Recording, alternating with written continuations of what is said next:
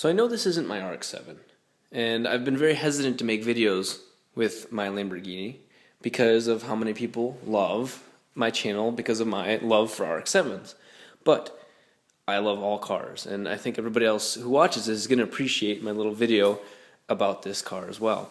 Now, don't worry, I still have all of my RX-7 parts and everything like that, and she's sitting out, this is the garage space that I was using, but I've got some space to keep her as well, so I think she's staying, and these two are going to have to grow together. Now, what you're looking at here is the last year. I'm kind of flying around here, but what you're looking at is the last year that they made the Lamborghini Diablo. So, this is a 2001 Lamborghini Diablo. This is a VT. It does, for some of you Lamborghini aficionados, those are Murcielago rims. They're not Diablo rims. It's also very tinted out. And she's got about 14,000 miles on her. It's an absolutely beautiful car.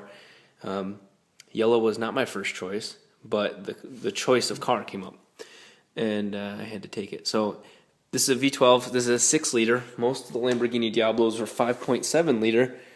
This one, of course, is when Audi got heavily involved and wanted to prove that they could really do some amazing things with Lamborghini, and they did. This entire body, except for the doors and the roof right here, is all carbon fiber, and you can actually see it. See that? All carbon fiber. The car is huge. It has a V12, and it weighs, obviously in car terms, not that much. But what's interesting about this one is it's VT, meaning viscous traction, which in so many words is really all-wheel drive.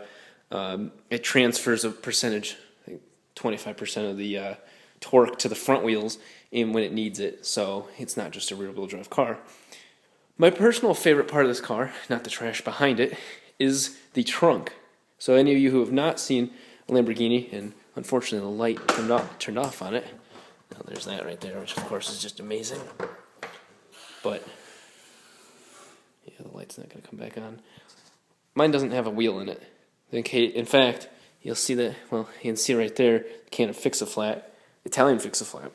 That's what it's all about. Now, a lot of you that have seen Lamborghinis know that the doors do go up, and unlike the Gallardo or Gallardo, however you want to say it, these in fact do. Which, with this camera, you don't really get the full effect. But what I never realized until I got older was that the doors go up not just to look cool, but out of design. Look at how long that door is. Imagine trying to swing that open, and you're the driver. You're right back here. Imagine trying to get this door open far enough to get out. Not very likely. So they actually made them go up more out of design, out of necessity, really, than out of just to be cool. So here's the cockpit of the car. And again, unlike the previous models of Lamborghinis, this one's very smooth. They started this in about 2000, and prior to that, they had like an oh shit bar right over there for the passenger, where they would actually, it's like this bar. It was very ugly, but I guess functional. Now there's the iconic shift knob. It is a pain in the ass to shift. If you ever look at that, if you ever have a chance, reverse is right there. That's reverse. First is down there, second's up there, and that is a pain in the ass to go from first to second.